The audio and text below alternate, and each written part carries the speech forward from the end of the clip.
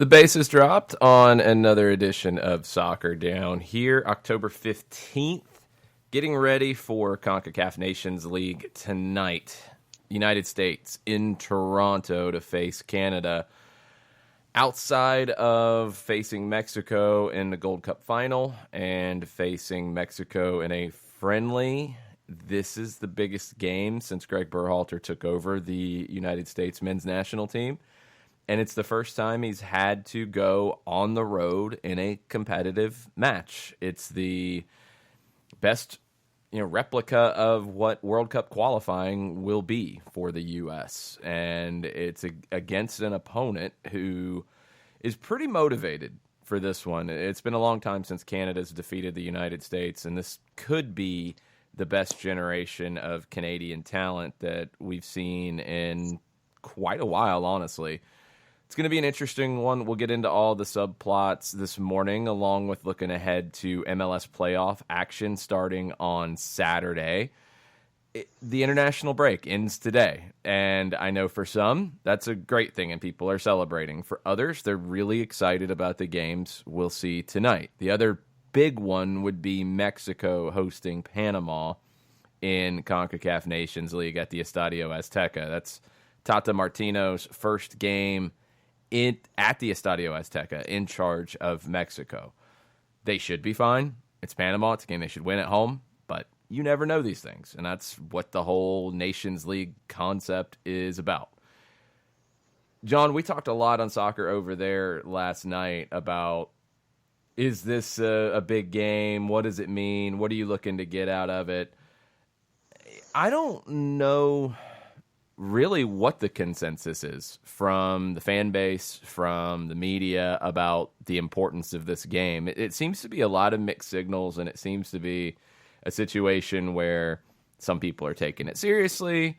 Others are saying, well, the U.S. should win by 3 or 4 goals. And there's really no consensus as to what this is.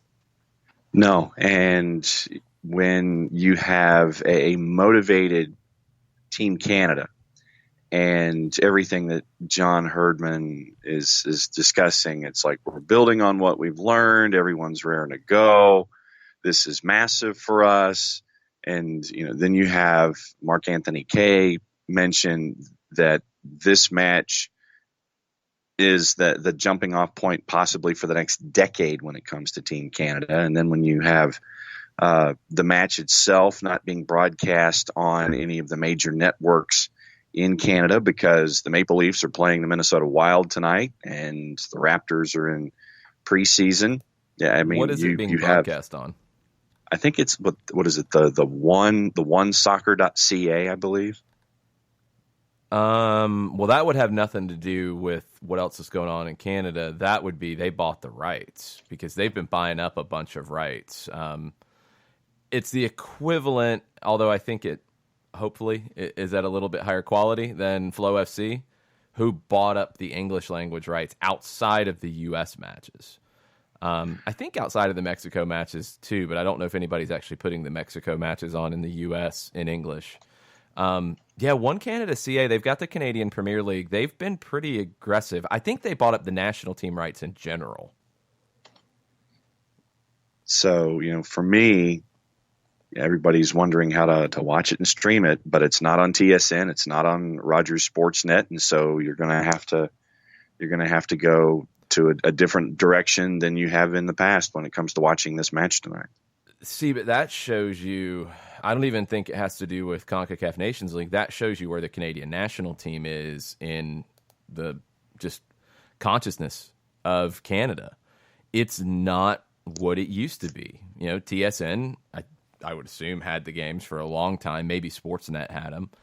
But this would be the equivalent of the U.S. men's national team only being available on not even ESPN Plus, but only on streaming.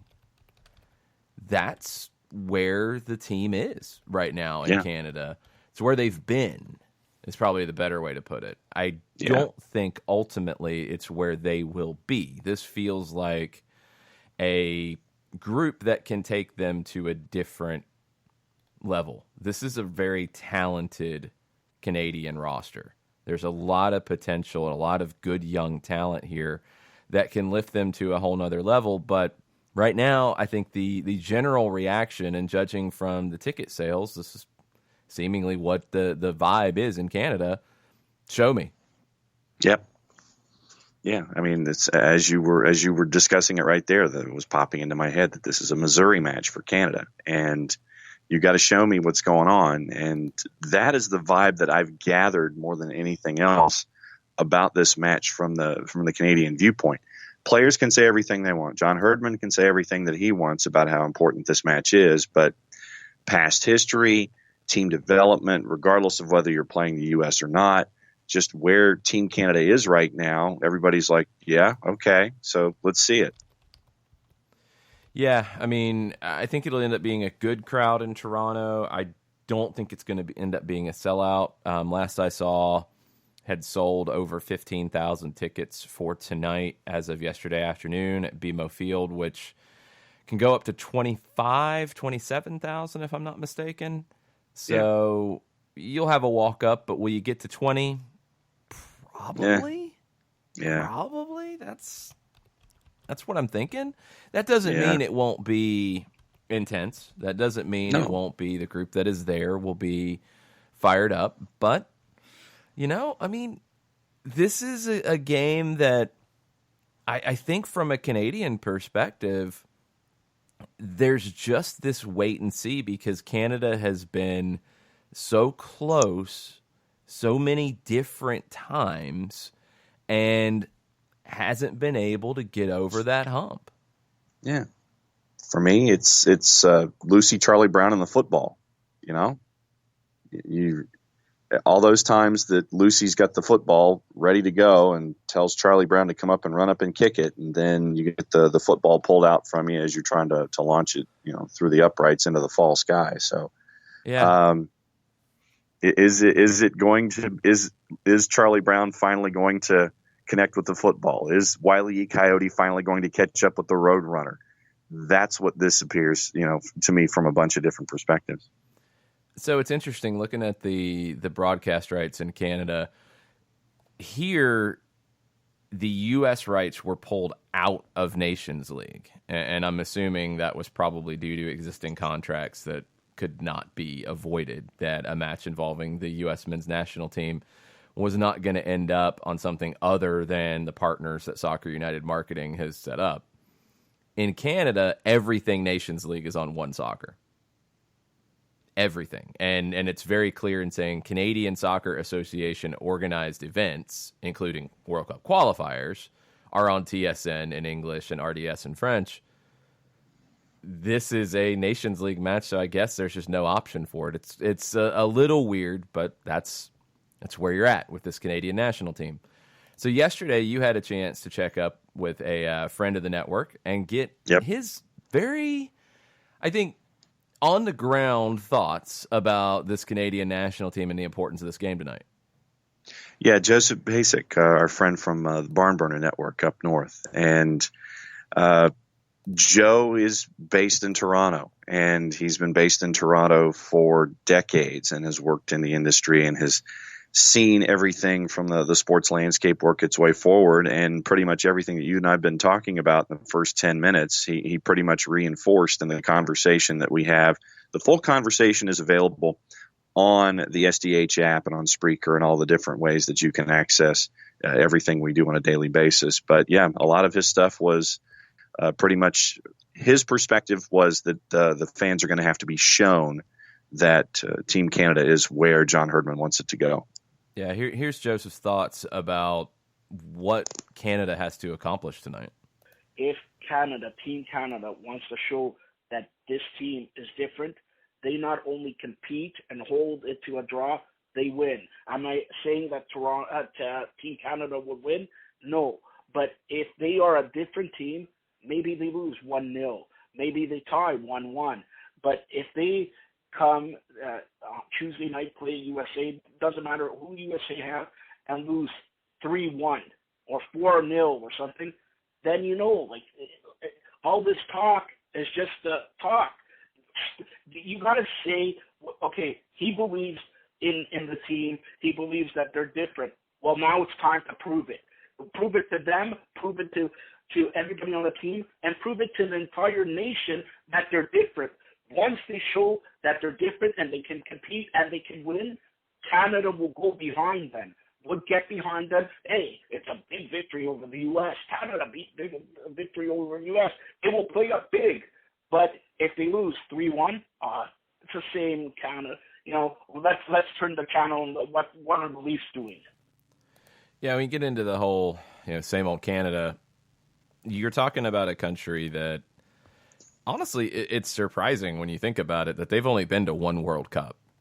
And it was 1986. It was when Mexico hosted, so you took them out of the qualifying campaign. And look, for so many years in the World Cup qualifying from the 50s into that 1986, 1990 time frame, there was one spot in CONCACAF, and Mexico took it. 82, Mexico didn't get there. 86, Mexico hosted, and it looked like it was a prime opportunity for the U.S. to qualify, and they couldn't do it, and Canada did. 1990, Mexico was banned because of using overage players in youth World Cup or qualifiers or CONCACAF matches, so it opened the door, and the U.S. qualified. Costa Rica also qualified. Canada could not get there for that one. Canada lost out in the preliminary round to Guatemala. And it's situations like that I think have led to the attitude that Joseph Pasek just told us, is that fans are so used to getting close and then falling. 94, U.S. is hosting, opens up a door for teams from CONCACAF to get there. Canada went to the playoff round because Mexico earned the automatic spot. They were in a playoff with Australia to then play who ended up becoming Argentina, who qualified, but Canada couldn't get past Australia. So since then, they haven't even been to the Hex since 1997. I mean, not even getting to that final round of World Cup qualifying. And they've had some just really strange performances along the way where all you had to do was get a result in the final day of the semifinal round. All you needed was a result, and I believe it was Honduras, yes, who, for 2014, they had to get a result in Honduras on the final match day. How did it go? They lost 8-1. It's stuff like that have created this attitude. But then the flip side, and we've talked about it with the U.S. national team in Major League Soccer and how now you have a deeper pool and you're starting to get talent like Jackson Ewell playing competitive minutes, Paxton Pomacall, Brendan Aronson, who could play tonight. You're getting those types of appearances. It's helping Canada as well. And not just on the Canadian teams in MLS, but a player like Mark-Anthony Kaye, who was a winger at Louisville City, goes to LAFC and becomes one of the better central midfielders in MLS. His development is down to Major League Soccer, and it's going to benefit the Canadian national team. It's been long enough now that I feel like, John, you're getting that generation of players who developed at a Toronto academy, at a Vancouver academy, in a Montreal academy. Also players who have really become professionals in this league and know what challenges are ahead. It doesn't feel like the same old Canada. No, not one bit. It shouldn't, anyway. No, it should not.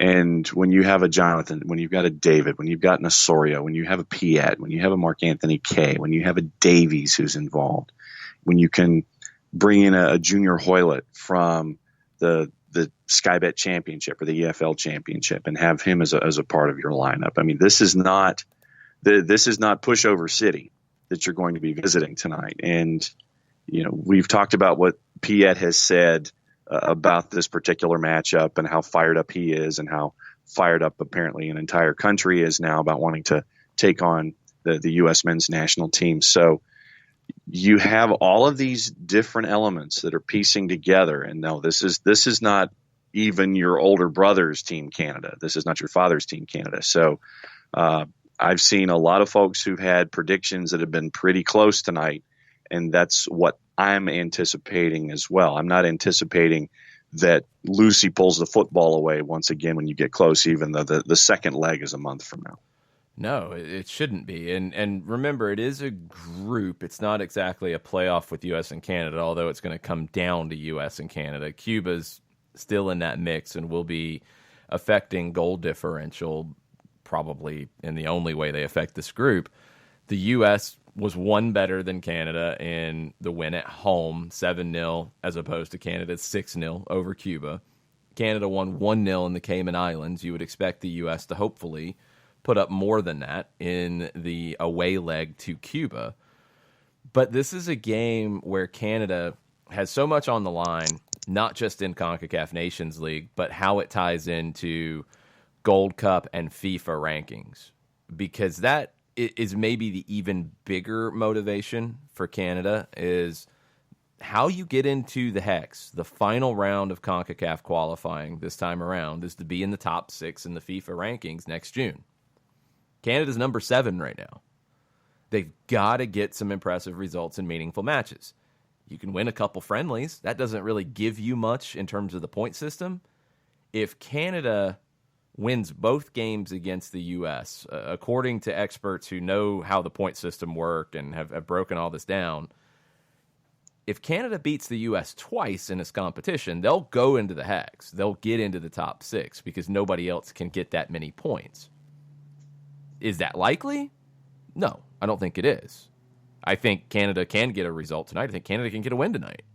But the U.S. should win that second leg in Orlando. So Canada's still going to need more. But if they want to get back into the World Cup conversation before they're part of the hosting trio in 26, they've got to win this match. And it's honestly just that simple. They've got to find a way to win this match. You look at the squad that Canada's going to put out tonight, and especially the attack, you have to be a little concerned. Mm-hmm. You're looking potentially at a front four of Junior Hoylett, Alphonso Davies, Jonathan David in behind, and Lucas Cavallini up top. Cavallini is a player who was born in Toronto, developed at Nacional in Uruguay, went out on loan a couple times, and is now playing at Puebla in Liga MX and doing well. He's doing very well. He signed a 4-year deal last June. He's scoring goals. That's a front line that can cause the U.S. some problems because we've seen at times the defense has been an issue, and at times if teams can break up the U.S. build-up play, and it's something Mexico did very well, the U.S. has some problems. This is a group, especially with David and Davies, who, look, we've seen Alphonso Davies play left back a lot. He can defend from that left wing position. He can cause some problems for Reggie Cannon building up out of the back. I'm really curious to see how that phase of play goes because that's where I think Canada can cause the U.S. the most problems. I don't know if they can keep the U.S. off the board, but can they put some goals up on the board? Yes, I think they can. Yeah, no doubt. You know, you look at, and I keep going back to, you know, having guys like Kay and Piet in the middle also. And you look at the 7 guys that we've talked about out of the projected starting lineup for Team Canada. And this is a lineup that I think is more than capable of putting more than one goal on the board, especially in Toronto. Obviously in Orlando a month from now, my thoughts are going to change a little bit, but this is, you know, working down their left-hand side. I'm looking at opportunities for Team Canada tonight, and I want to see how it goes up against the U.S. right-hand side too. It's 2 teenagers who are going to key this in Davies and David. Davies, I think most listeners know from his time with the Vancouver Whitecaps, moving over to Bayern Munich, starting to edge into the consciousness of Bayern Munich. Jonathan David's one you might not know as well. Felipe Cardenas has talked about David a lot and written about him over at The Athletic. He plays in Belgium for Ghent. He was a Gold Cup Golden Boot winner in his first Gold Cup. He has been a starter at Ghent. He's played in Europa League. He is putting up goals in Europe. He's putting up goals for the Canadian national team. This is a player who can cause you problems. And if he's playing in behind a guy like Cavallini, that could be a very difficult thing for the U.S. to handle. I'm curious to see what the U.S. shape looks like and if they do what we've generally seen in the midfield, which is one holding, two in front, or in a game like this on the road, if they say, you know what, we might need a little more security. We want someone to sit with that number 6 to help deal with a Jonathan David. We haven't seen Greg Berhalter in this situation. And that's what a game like this gives you, is that time, that kind of test of how you're going to deal with big games on the road. No, right there with you. And I wonder if, because you're on the road, you're going to play it, as you mentioned, with a little more defensive help and trying to just make sure that things, that one doesn't turn into two and so on and so forth. So things don't snowball. So it wouldn't surprise me early on, until you get your feet wet in this match, that you're playing things obviously a little closer to the vest, that things are a little more defensive, and you're trying to figure out how you can counterpunch what Team Canada is going to be throwing at you in that first little bit. Yeah, and I mean, that's the flip side, is Canada hasn't played a competitive match against the U.S. in Canada since '97. Where's their head going to be? Talked about the history. They've really had a long heritage of coming up short in big games. What are they going to be thinking? Is it going to be, we've got nothing to lose here, let's open it up at home and see what we can get out of this and find as many goals as we can? Or is it, let's keep it tight, let's keep it a little defensive, let's wait until later in the second half to open the game up? John Herdman is a little bit tough to read. You don't exactly know what he's going to do here. This is a manager we've seen play Alphonso Davies as a left back in a Gold Cup. We saw him in the Gold Cup group stage because the way the groups were drawn and the way things were looking like they'd play out, that if Canada advanced, as they should have, they would have faced Mexico in the semifinals, and they were in the same group. So in the group stage game, after a good starting point to the tournament, he went with a heavily rotated squad because he didn't want to give anything away. You kind of lost some momentum, and then you lost to Haiti in the quarterfinal. Herdman's a absolute wild card here. You don't really know what he's going to do. So if you're Greg Berhalter, it's a little hard to come into this and say, all right, I know what Canada is going to do in this game. This is what they've done in the past. It's a little bit of a crapshoot. Last week, Herdman was asked about it, and he said the group's got the belief. I think they'll feel they've got the talent there, as well as to get a result and put the performance on. But it will come down to that will and the will to get the job done. I think it'll come down to who wants it more. I've got a feeling that our boys will just leave it all out there. Nothing better than a football match like that. That's good coach speak. I don't know if that's enough, but that's really good coach speak. Anytime you drop a who wants it more, you know you're deep into the coach speak cliche book. Mm-hmm. That's probably what, chapter 5 and 6 when you're dropping those references. That's probably the end of chapter 1, leading you into chapter 2, which is generic motivating speeches. And it's all coming together. We're just waiting for that moment where we step forward and we silence the critics. Is that chapter 2? No, that's a little more complicated. I think the absolute basic one that you have to get down first is who wants it more, blah, blah, blah, blah, blah. We'll see. We'll get more into U.S. and Canada as we go this morning, and a little deeper on the history between these two, and just what CONCACAF Nations League means and what it can mean. I want to hear from you guys out there listening, though. You know, is this game something that you're excited about tonight? Is it something that you don't care? Does it have anything to do with the matchup, or is it just about the U.S. national team? It just does not matter to you right now. Is American soccer in a little bit of the same boat that the Canadians are in at the moment? You got to show me something before I'm going to get emotionally invested again. Is it one of those? Let us know. Tweet at us at Soccer Down Here. We'll also talk about the upcoming MLS playoffs and get into that. So throw any questions on a Tuesday Thoughts edition of the show. And y'all know by now, Tuesday Thoughts, Thursday Thoughts, they can get a little deeper, a little esoteric. If you've got something you want to throw at us and make us think this morning, we'll try not to have our heads hurt too much, and we'll do our best to deal with it.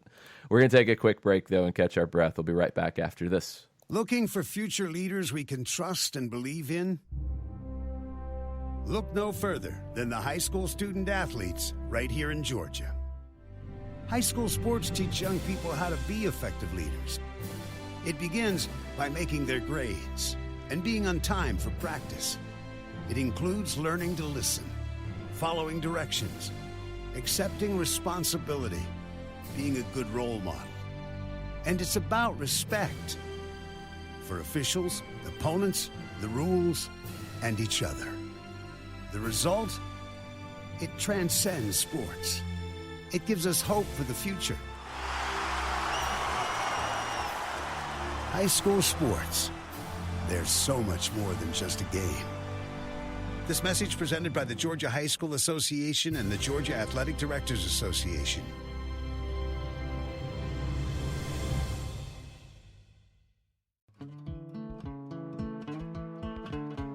Today's show is presented by Apolinsky & Associates, personal injury lawyers with over 30 years of experience, supporters of Atlanta United, Faction, and Inter-Atlanta Youth Football Club. If you've been hurt in a wreck, contact Steve today at steve@aa-legal.com or call in 24/7 at 404-377-9191. The initial consultation is free. We know that every driver is different, and a one-size policy does not fit all. That's why Country Financial offers a variety of discounts, so you get the coverage you need and the savings you deserve. From good driver to good student, multi-policy to multi-car, we've got a discount to suit every driver. Call Jason Wright at 678-568-6871 today to see what you could save. On Facebook at Jason Wright Agency or by phone at 678-568-6871. Discounts vary by state. Policies issued by Country Mutual Insurance Company, Country Preferred Insurance Company, or Country Casualty Insurance Company, Bloomington, Illinois.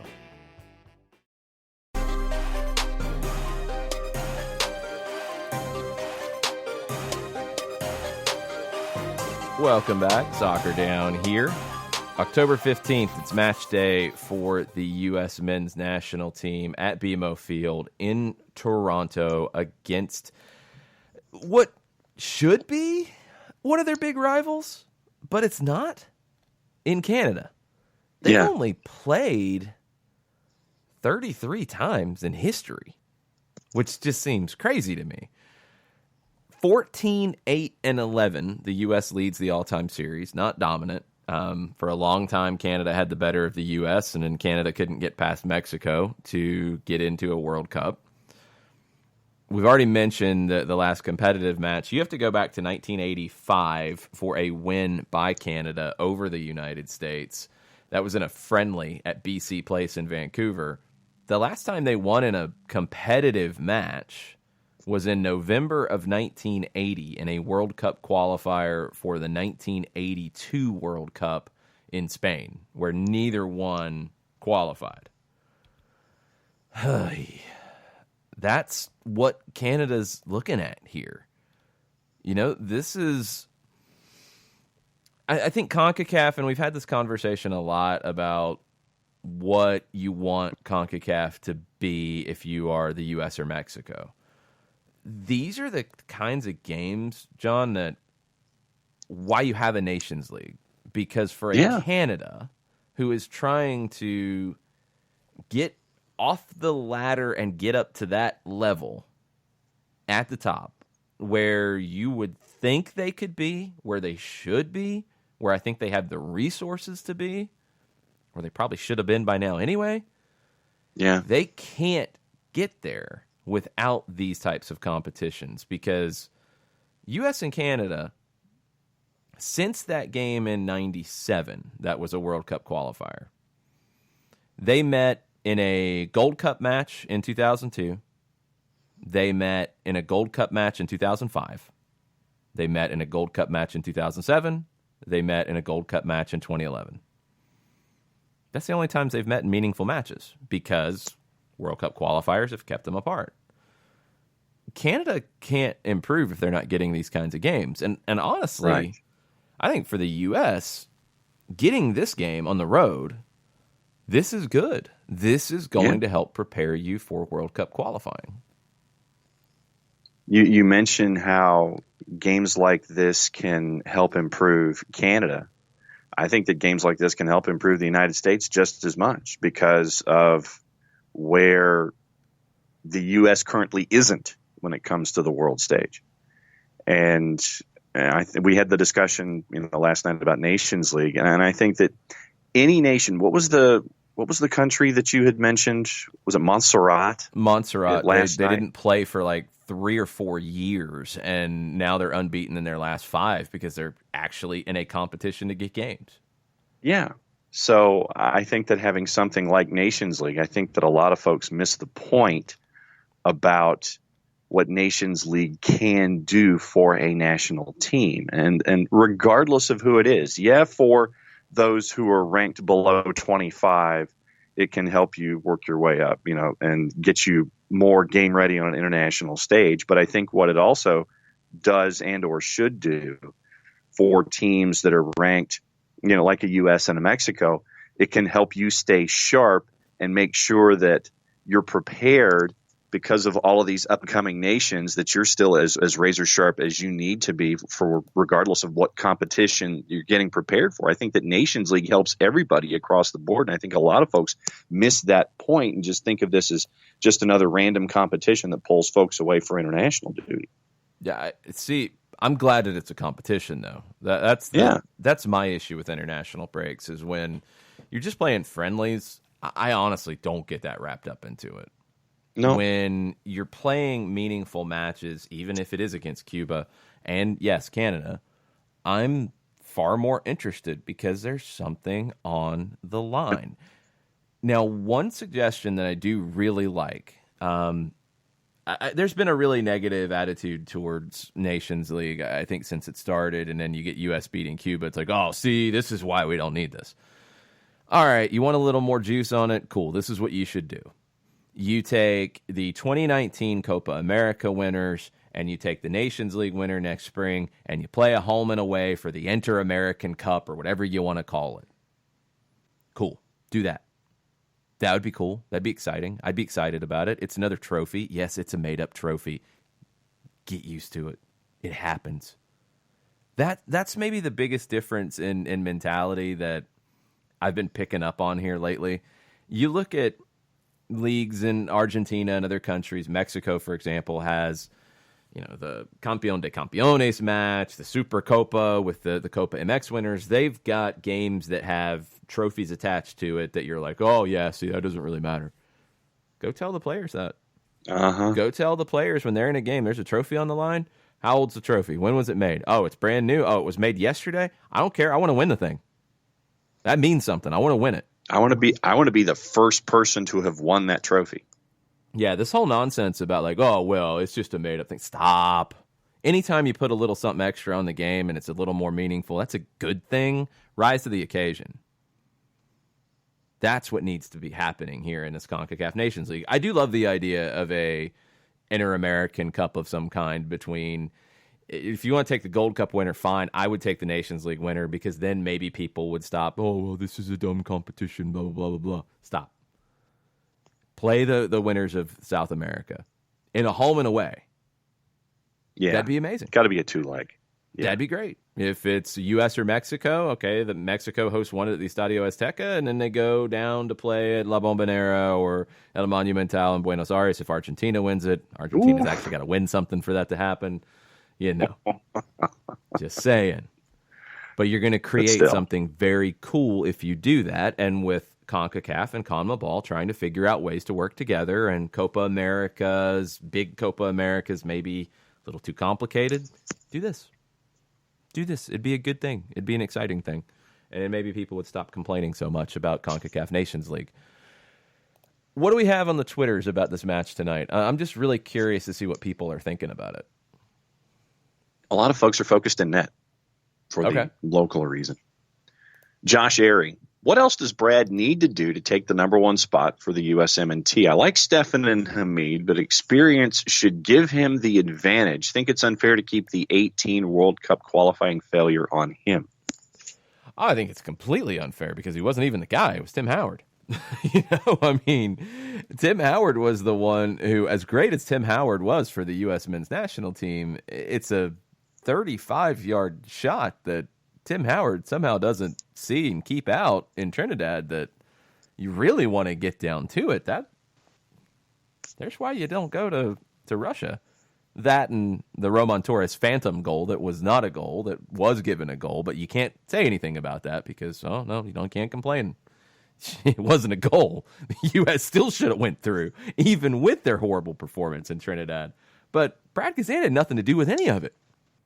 That's the thing, is he was next in line, and that doesn't mean he gets to keep it no matter what. But his play, since he came to Atlanta, has been as good as anybody who could represent the United States. I think it's really unfair that he is left out of the conversation. He's not in the finalists for MLS Goalkeeper of the Year, which it's kind of a joke, in my opinion, considering that he was in the running to tie or break the clean sheet record until very late in the season. He ended up with 14. What more does the guy have to do? He doesn't make huge mistakes. He's good with his distribution, and in a system where you want to be able to build up out of the back, that's important. Is Zach Steffen a better shot stopper right now? I think so. I don't think Brad's a bad shot stopper, but I think Zach Steffen is an excellent shot stopper. I don't think Steffen is as good in commanding his box, and I don't think he is as good in distribution. Right. And I think those are very important things here. And I would take Brad Gazan. That's who I think this young backline kind of needs. I think they need a veteran with a steady hand. And Brad Gazan would be my choice right now with long-term, and we're talking over the next 5 years. Yes, I think Zach Steffen will end up being the guy, and I think he'll get plenty of games. But some have made the assumption that it's just anointed, that it's Zach Steffen now and everybody else can stand down, and I don't think that's the case. I don't think it should be the case anyway. Shiva wants to know if Steffen's playing tonight, why is Brad not coming home? It upsets me that a player with Brad's status and quality will have to sit on the bench while we have playoffs coming up, and then 2 angry red-faced emojis following. That's the problem with all the international breaks is, you have to have a backup goalkeeper on the bench. You can't just say, well, okay, Steffen's going to play, everybody else go home. You can't. So somebody's got to be there. Brad honestly can come straight back into the Atlanta United training session tomorrow, Thursday, and be fine. I'm not worried about that part from an Atlanta perspective. I don't know. I don't know how this stuff was arranged. Do you need 3 goalkeepers there tonight? No, you don't. So what's the deal with that? I don't know. You probably could have done 2 and sent 1 home. We talked about it last night on Soccer Over There. I do like the Nations League formats because you are getting competitive games rather than friendlies. I also think that you can condense the number of international breaks and you can make it better for club teams, for domestic leagues, to not have as many stops and starts to their rhythm. Now, I know MLS is on a different type of calendar than the rest, and that creates its own complications, but do we need a September, October, and November international break? Could we get away with 2? No. Maybe instead of 3? Could we figure that out? Could we have 1 in the spring? Could we have more international play in the summer as opposed to in the middle of the beginning phase of the season for European leagues or the end of the season in a lot of leagues here. I mean, Liga MX has a break with 5 matches left to play in the regular season, and they're going to have a break, another one right at the very end of the regular season, just like MLS has had. Could we do this a little differently? I think so. I think the club game has grown to a point. I think national team play needs to be less frequent and more meaningful, and the club teams need to have more say over, we don't need all these international breaks. Let's dial them down a little bit. I don't think you're ever going to go to the format that Grant Wall proposed, where it's like club soccer and then national team, and it's completely separate and there's no overlap. I don't think that's going to happen. There's too much history. You've got to have qualifying for a World Cup. You've got to have things where you have these breaks. Okay, that's fine. Make them meaningful and minimize them. And I think it will work out so much better, because from the MLS side, and look, we've had this conversation since Atlanta United started. MLS has had the conversation for a number of years. They used to have the international break right in the middle of the postseason.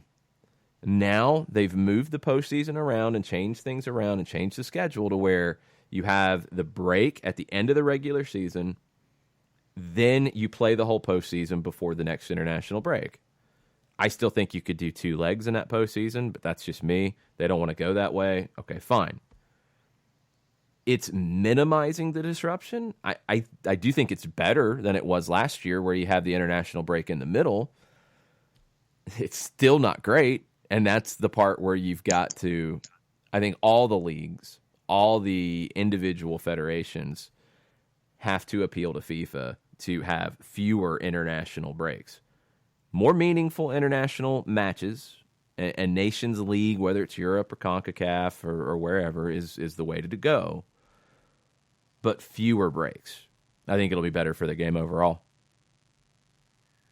Since we're on a Brad Gazan riff at the moment, Daniel Price with his first Tuesday thought. So MLS didn't even put Gazan as a finalist for Keeper of the Year. I don't know if he would have wanted it outright, but he deserved to at least be a finalist. It seems that not only does the USMNT community not give him the respect he deserves, but neither does MLS. I mean, it's the same community. Like, that's the thing, is MLS MLS as an entity didn't make these up. It's voted on by the media, which is the same media that covers the national team. So you get that overlap. Bill Hamid, Sean Johnson, Vito Minone are your 3 finalists. Maxime Crépeau should be furious and should be breaking things. Matt Turner didn't play enough games. We covered that. If he had played 6 more games, he would be a finalist. I think Brad had as good of a season as any of these 3. And is he the number 4? I would hope so. I don't know how the voting fell, but it's the same people who are voting on it for the most part. Now, the way the MLS voting goes, media members are part of the vote, and a lot of them have made their voting public.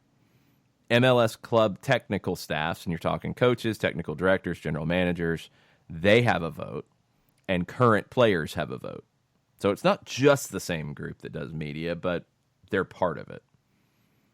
Brad's not there. I guess I'm a little surprised Sean Johnson is there. I haven't felt like he's had a better year than Brad Gazan, but is what it is. Also on the board, Random 2 has joined in this morning. Okay. If Berhalter continues to start a spine of Stefan Trapp and Zardes, he's going to create a negative air around them, like what followed some players after not qualifying in 2017. Glad we didn't see that trio or pairing start last week. Hope we don't tonight. # Tuesday Thoughts. I think there's an obsession about Stefan Trapp and Zardes starting, and I don't think they've started that much for the U.S. I haven't gotten that impression. Like, I don't feel like, well, he's obviously just playing guys because they played for him at... I was going to say, the recency association with Columbus. But when was the last time those 3 played together for the national team? Like, that's more of where my head's at, is I don't think it's that frequent. I feel like that's a little bit of a red herring.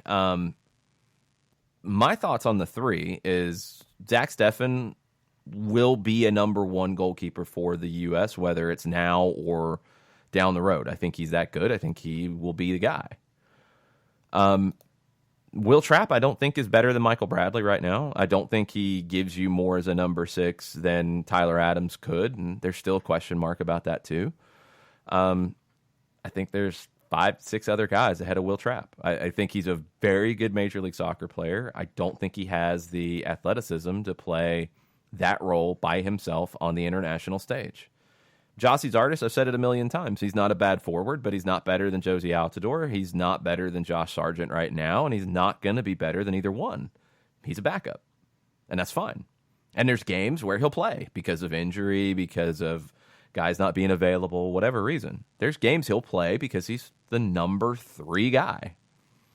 I feel like the thing about those 3 playing, I'm just trying to remember times where it happened.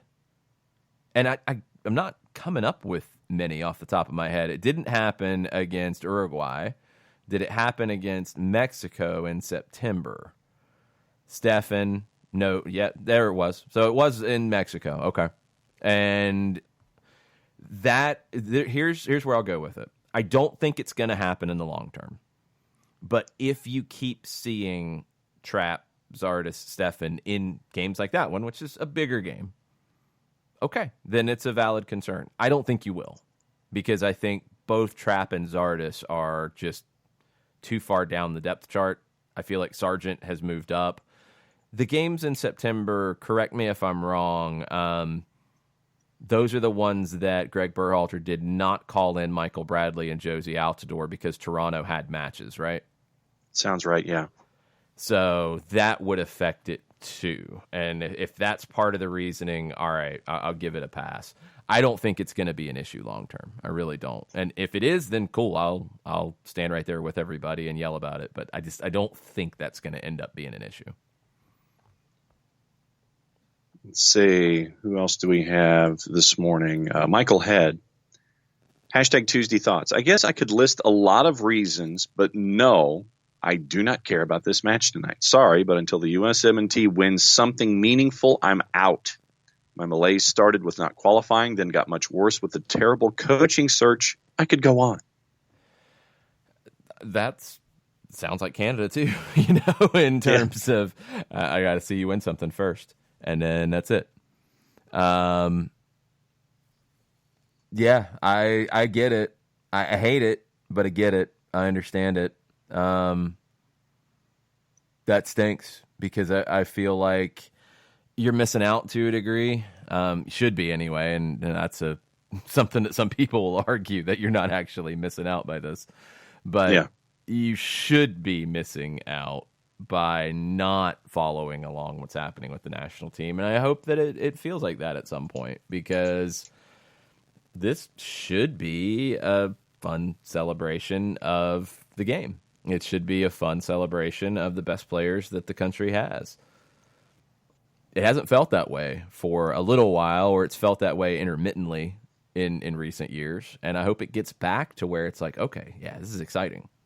And I hope that CONCACAF Nations League is a part of it. I think it can be, because now you've got this game, which is better than your average. I think the game against Canada and Orlando in November will be better than your average.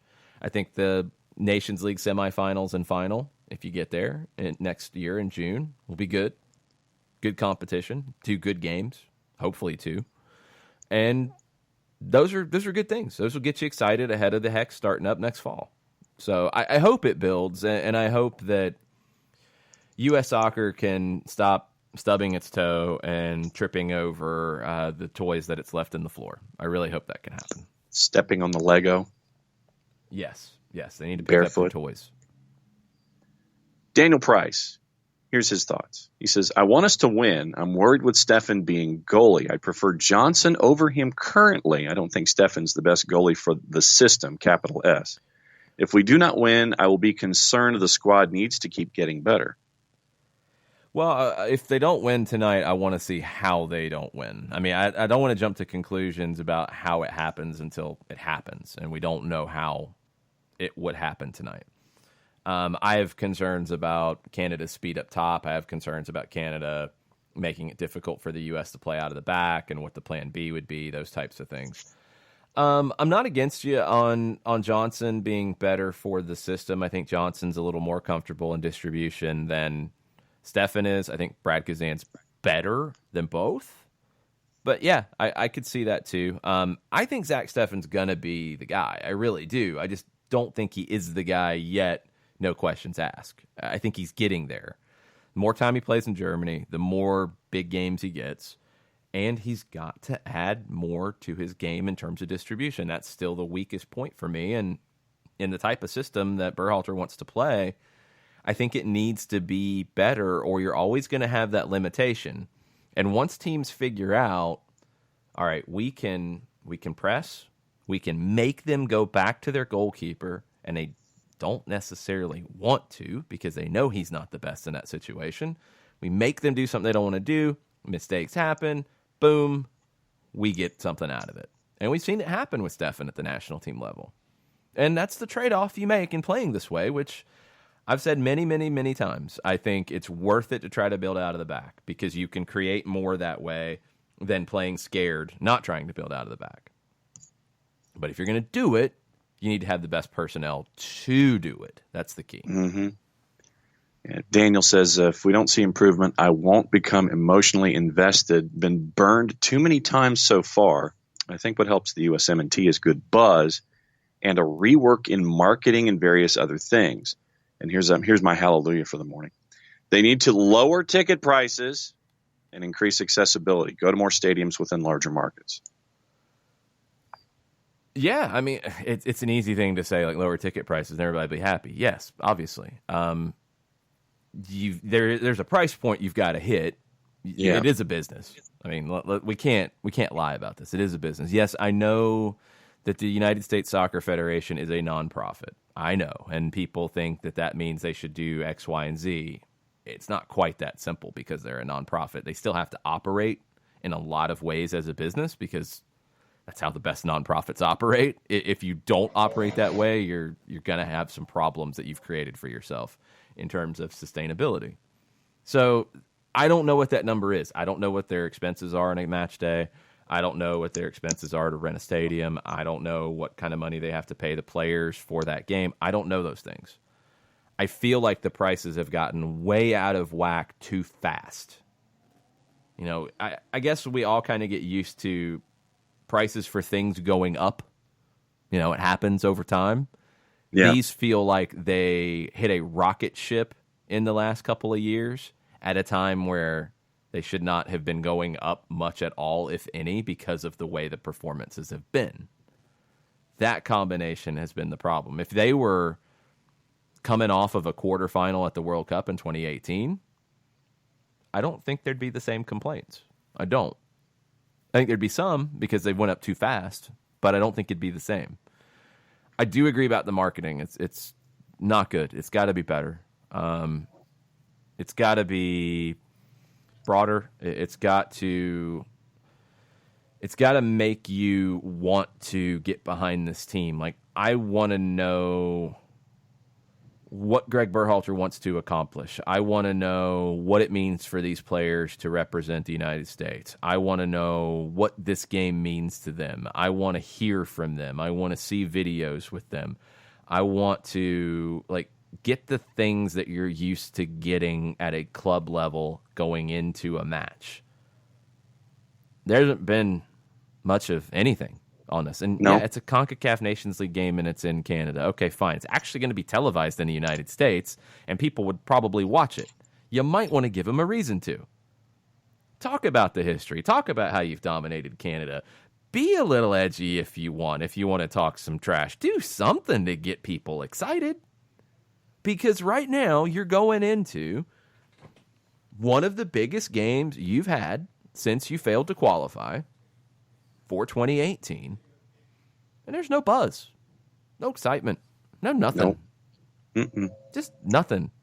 I mean, give me Christian Pulisic stomping on a box of Timbits. Give me something. I don't care. Just give me something to get excited about, because I'm excited about the competition I'm excited about the potential for tonight, but I'm also having to look for that. Yeah, and you shouldn't have to. Give me something. Why should I have to look for something to be interested in it? That to me, it's you're forcing me to do more to be interested in something when it should be pretty cut and dried and really easy to access. Why this matters to so and so, instead of sitting there and trying to fish for storylines and quotes and things like that. Give me somebody wrapped in a flag saying something patriotic. Give me, when it came into friendly times, give me the story of Andrija Novakovic. Give me that kind of a feature. Give me something with Kenny Sepp. Give me something where I can be invested, and I'm seeing none of that from a marketing sense or a PR sense about a match against Canada. Your rival, just ask Samuel Piette. This is your rival. You're their rival, but you're not doing anything to sit here and promote any kind of anticipation, rivalry or otherwise, about this match. I'm seeing no sound bites. I'm seeing no coverage. Even from Team USA itself, even from the men's national team on social media platforms. If I'm having to dig to find out what coaches and players and people are trying to determine level of interest, that's too much. I shouldn't have to have that kind of in-depth diving to come up with a level of investment for something that seems like a natural rivalry. It's frustrating, and I hope that it changes at some point. I mean, gimme Jackson Ewell saying that last time Canada won, I wasn't even alive yet. Yeah. Like, be cocky. I don't care. Just give me a reason. Give me something. Because right now you've got a match that last tweet is, yes, they aim to pull even with Canada top of the Nations League Group A. Group A tonight in Toronto. Woo. It's on ESPN2 and Unimas and 2DNA. All right, you got the standings of the group. You've got a tweet at 12:01. It's officially match day with Michael Bradley looking intense. Woo. You've got pictures of the last training session from a tweet before that. You've got another tweet about what time the game starts and where you can watch it. You've got a clip of Zach Steffen catching a shot from 10 yards away.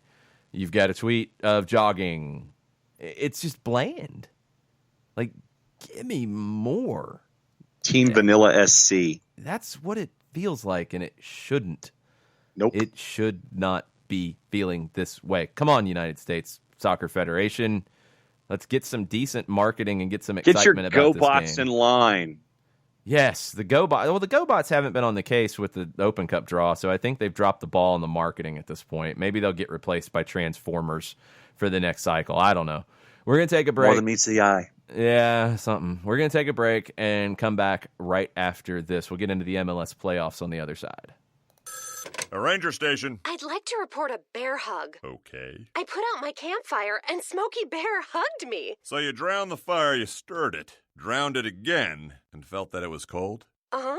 Yep, he's just letting you know you did good. Bear hug from Smokey Bear. Status update. I'm gonna let you go now. There are many ways to start a fire, but one sure way to put it out.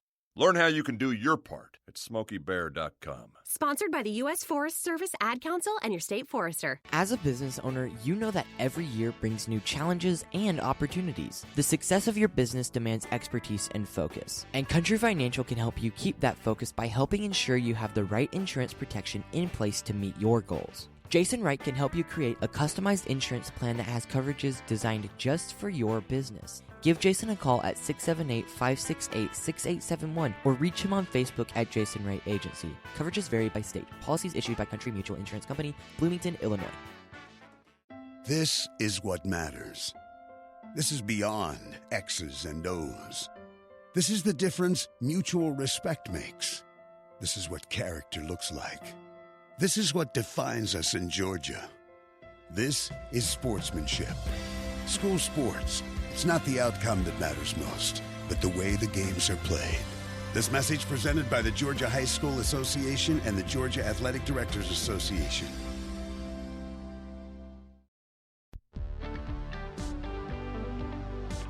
If you've been hurt in a car wreck, contact my friend Steve Apolinsky of Apolinsky and Associates.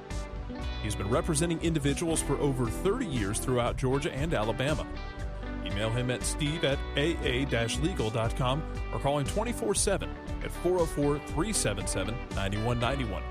The initial consultation is free.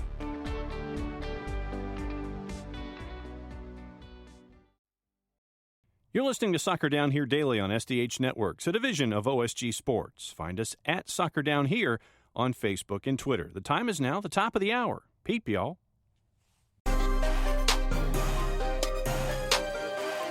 Welcome back. Hour number 2, Soccer Down Here, October 15th. If you've got more questions on the U.S. and Canada, we'll get to them before we finish up. But we're going to get into the MLS playoffs and all of the latest in that realm, because it's easy on these international breaks to kind of put the club game to the side and forget about it a little bit. Well, not when you're going into the postseason. It's not. No. The postseason is a whole different thing.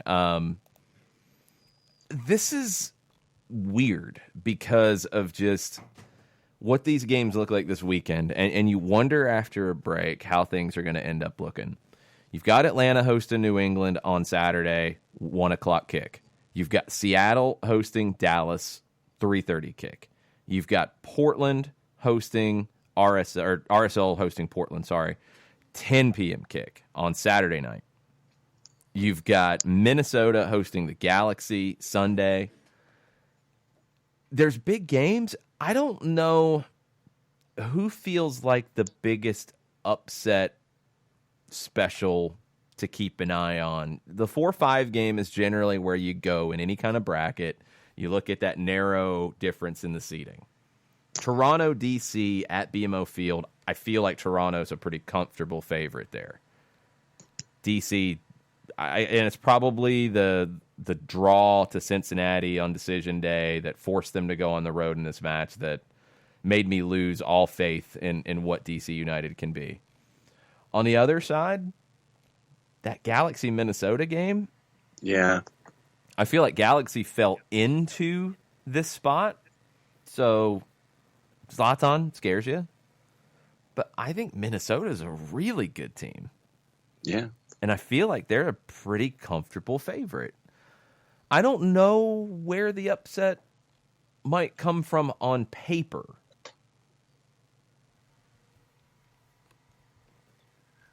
I'm trying to, on paper, is it one of those where we go back to Minnesota and the Galaxy, where you're sitting there and saying, okay, Zlatan turns it on, scores 9 goals, and they win 9-8? But I don't feel like Minnesota gives up those many goals. That's what I'm saying. On paper, when you look at these matchups, not form, not what could happen, but on paper, strength of teams. I think Minnesota is a stronger team than the LA Galaxy. Yeah, no doubt. I think they're a better team. I think Philadelphia is a better team than the Red Bulls. I think Real Salt Lake is a better team than Portland. That's the one that maybe you get that little tickle of Portland Timbers. But they haven't done anything to convince you of that in the last 2 months. Toronto, DC, I think Toronto's a better team, not by as wide of a margin as some of the other ones we've talked about. And that last game for DC, you feel like, oh, man, something's not right with this group. The 2-7 matches, I feel like there's a big gap between Seattle and Dallas and Atlanta and New England.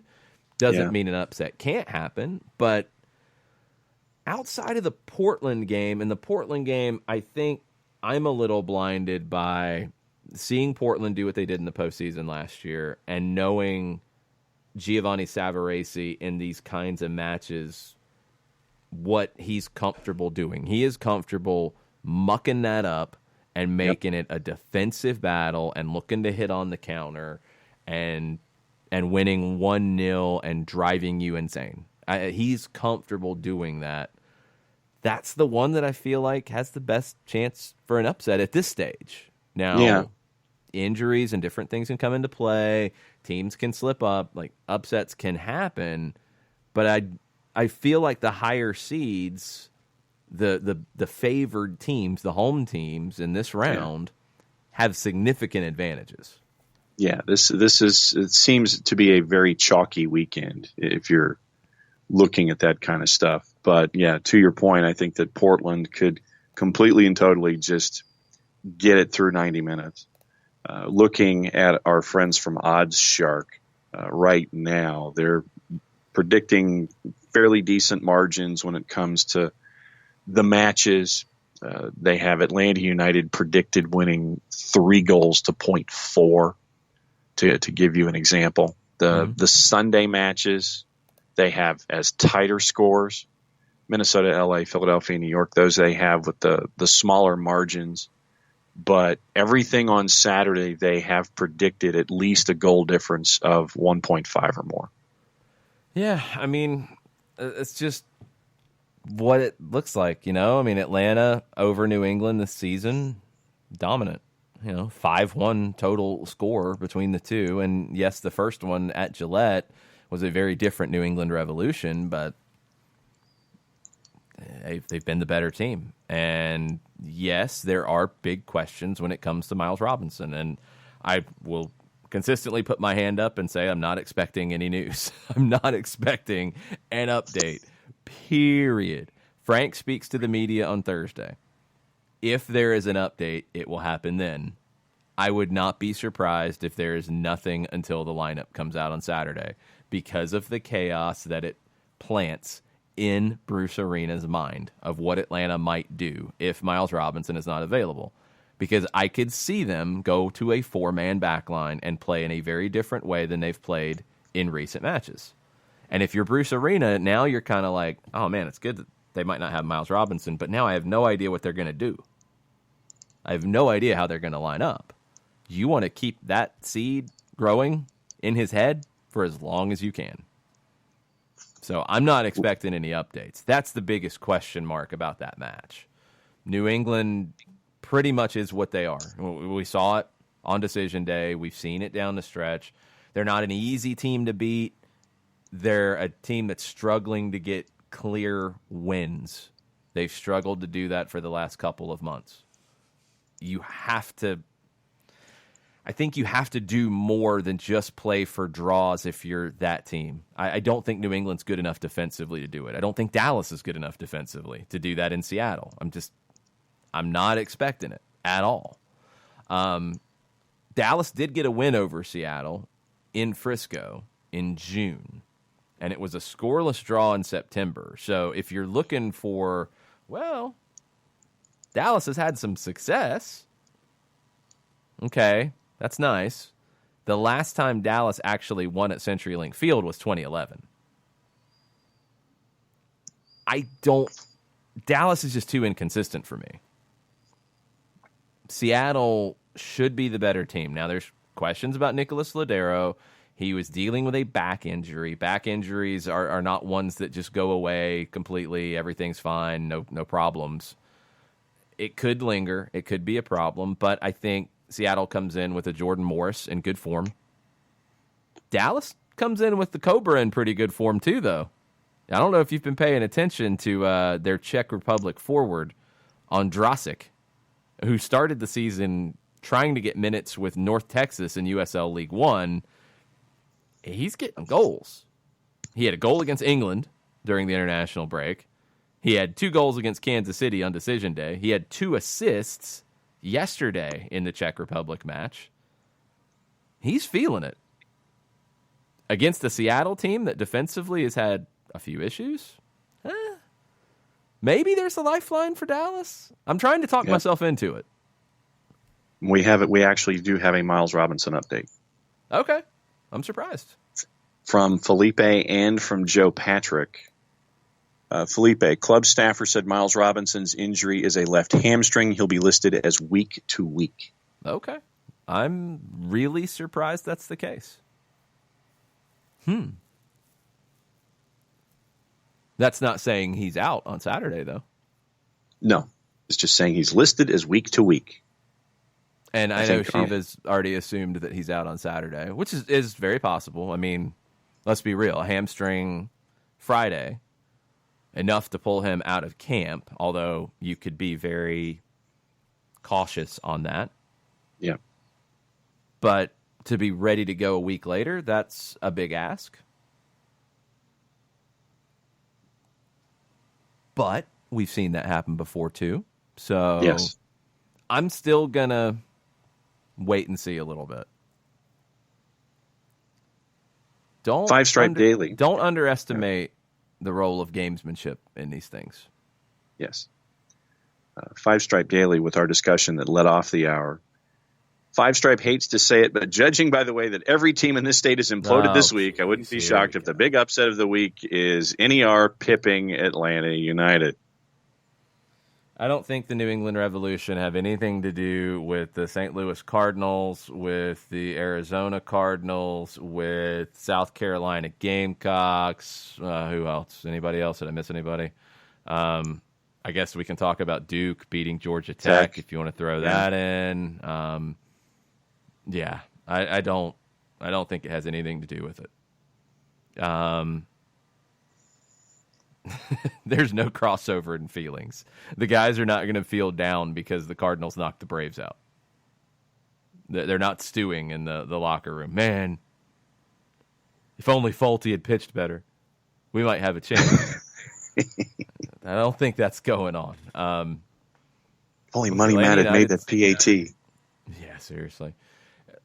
Atlanta United's got to worry about Atlanta United. And let's play it out about, okay, Miles Robinson week to week. Okay, Miles Robinson might not be available. Okay, now what? Like we said yesterday, you could play three in the back with LGP, Escobar, Parkhurst, or Pogba. Or you could play four in the back with LGP, Parkhurst, or Pogba. I'd probably say Parkhurst in that situation. Left back would be the question. And that's the main reason you went away from four in the back to begin with.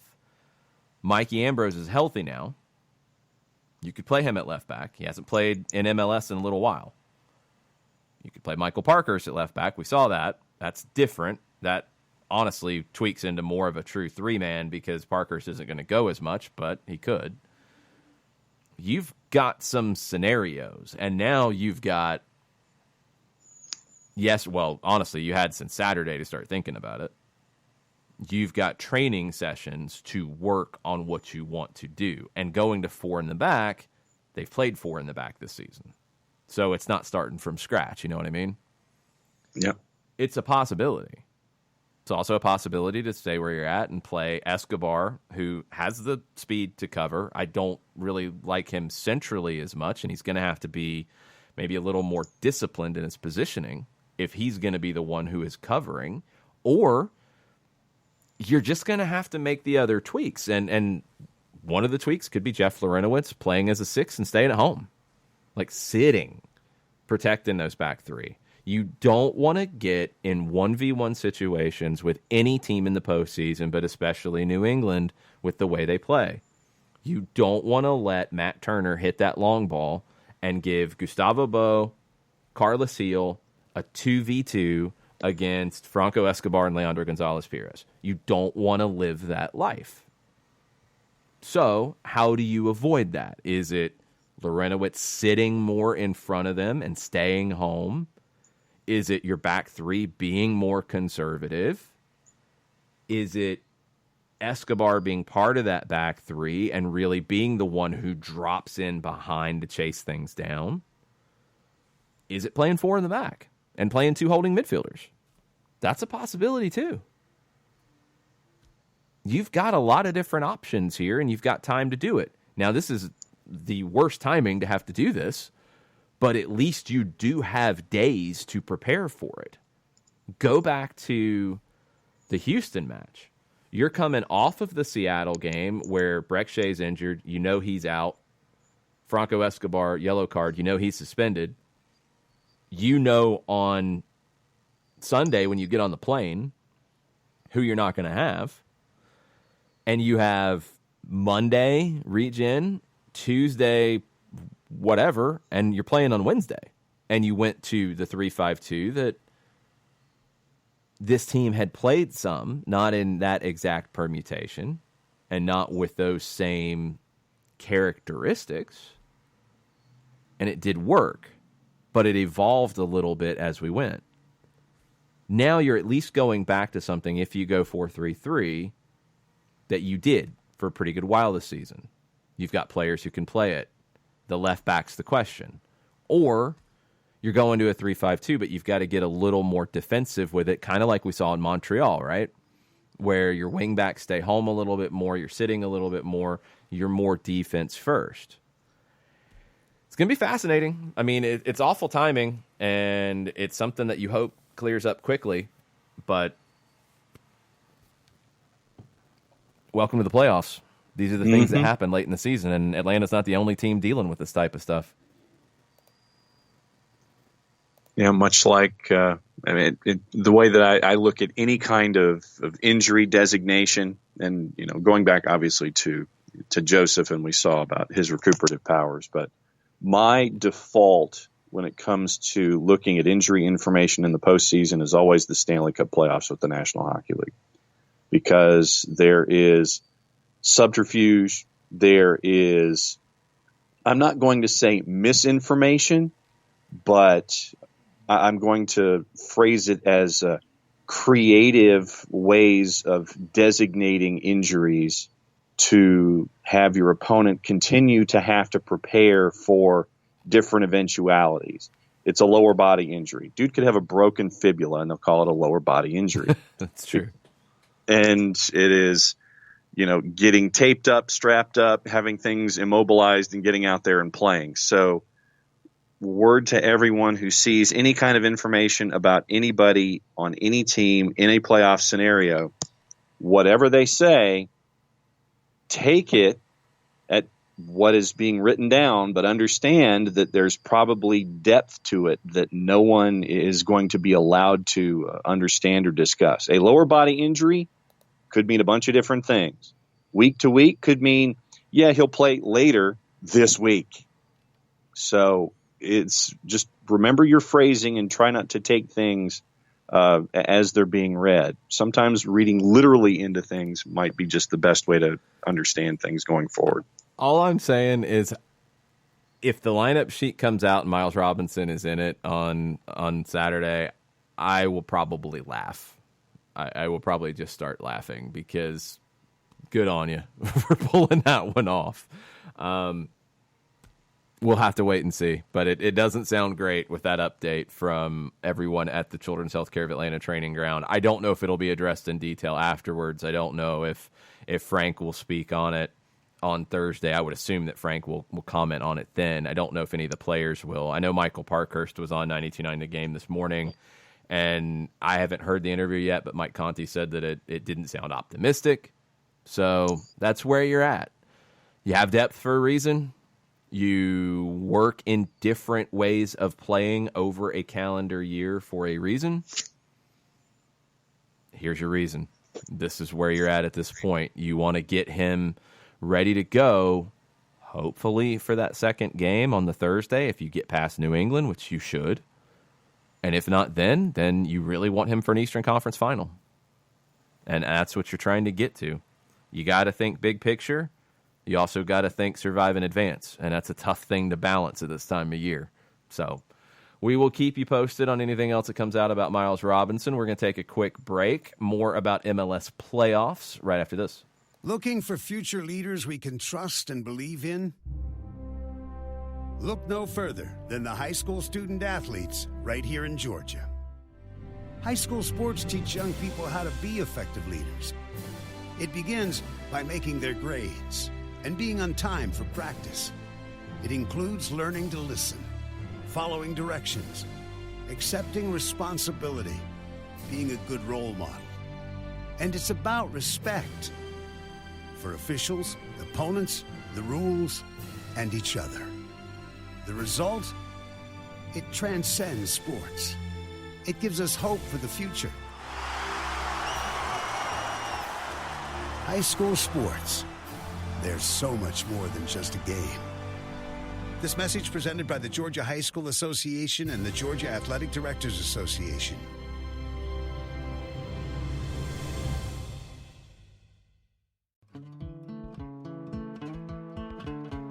Today's show is presented by Appolinsky & Associates, personal injury lawyers with over 30 years of experience, supporters of Atlanta United, Faction, and Inter-Atlanta Youth Football Club. If you've been hurt in a wreck, contact Steve today at steve@aa-legal.com or call in 24/7 at 404-377-9191. The initial consultation is free. We know that every driver is different, and a one-size policy does not fit all. That's why Country Financial offers a variety of discounts, so you get the coverage you need and the savings you deserve. From good driver to good student, multi-policy to multi-car, we've got a discount to suit every driver. Call Jason Wright at 678-568-6871 today to see what you could save. On Facebook at Jason Wright Agency or by phone at 678-568-6871. Discounts vary by state. Policies issued by Country Mutual Insurance Company, Country Preferred Insurance Company, or Country Casualty Insurance Company, Bloomington, Illinois.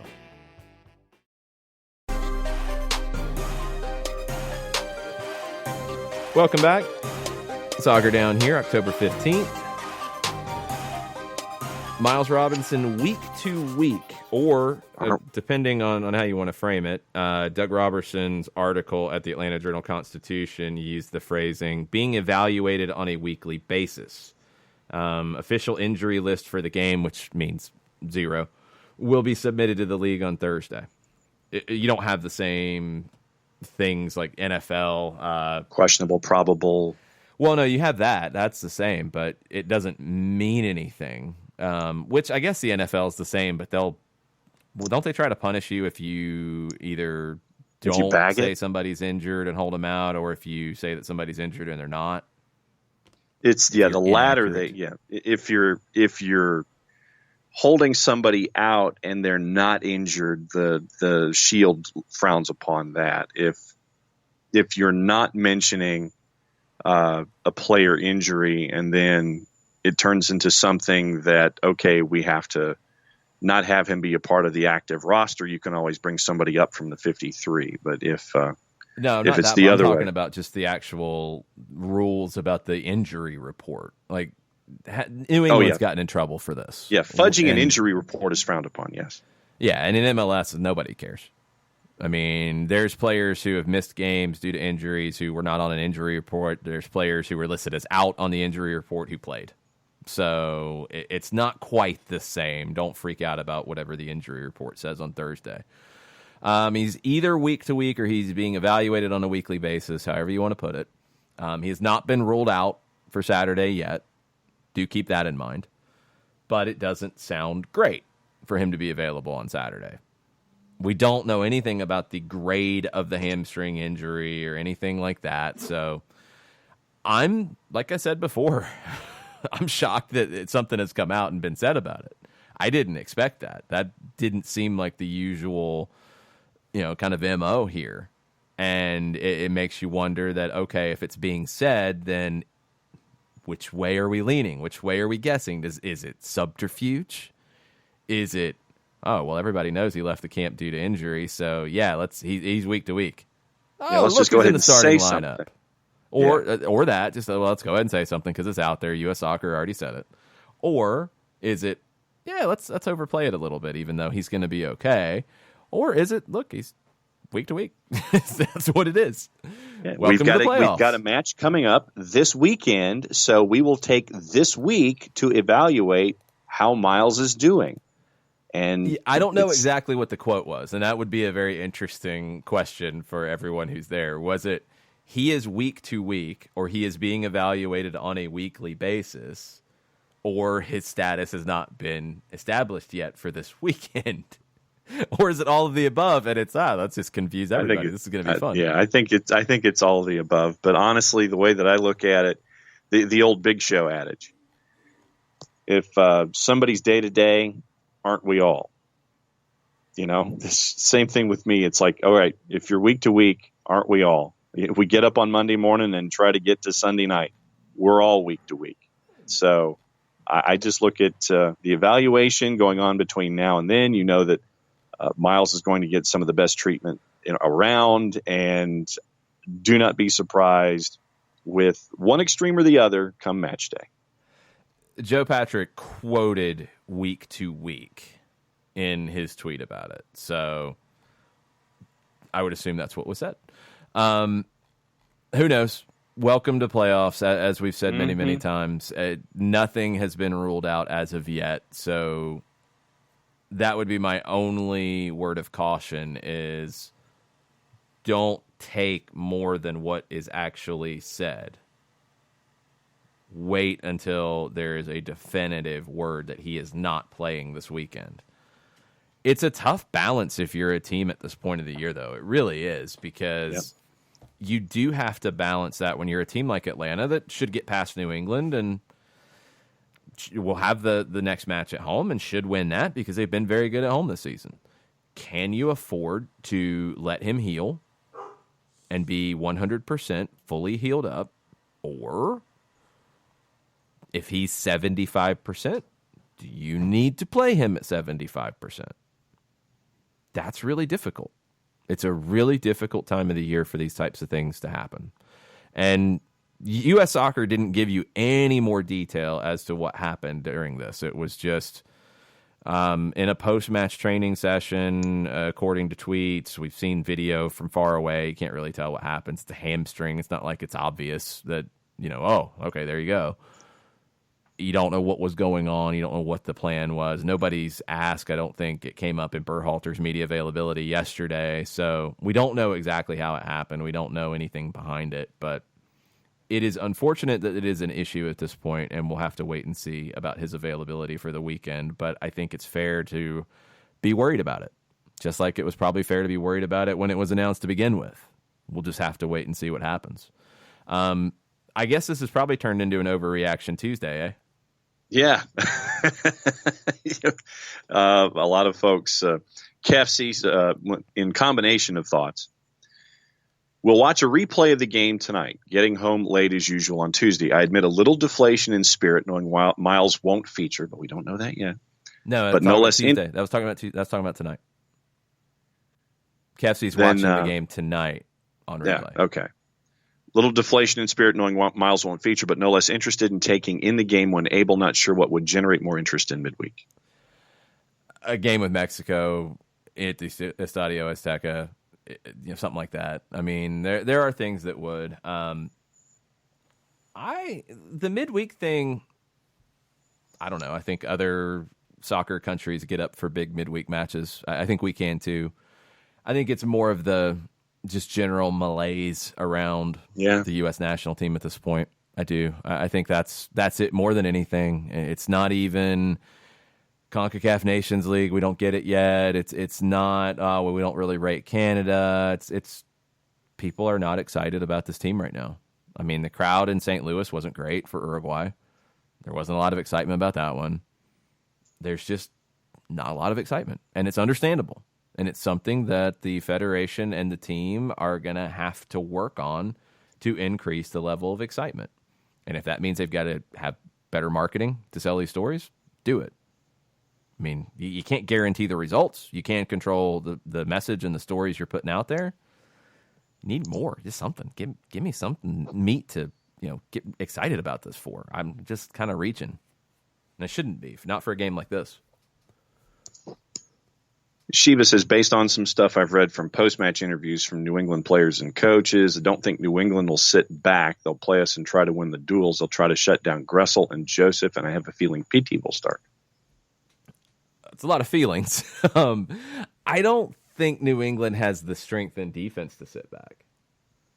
Now, by the book in the scenario, if you're New England and you're the 7 seed and you're going in to face the number 2 in their building where they've been incredibly difficult to beat since the building opened, the by the book tactic is to sit back. It is. Bruce Arena, I don't think he cares about the book too much. I mean, he's not a crazy take chances manager, but he will trust his gut. And I think in a situation like this one, when you look at where the strength of their team is, for me, it's in the attack. For me, you want Panilla's speed. You want Carlos Gil's creativity. You want Gustavo Bo's power up top. Teal Bunbury's experience up top. you want what we saw on Decision Day, where it's a little lopsided.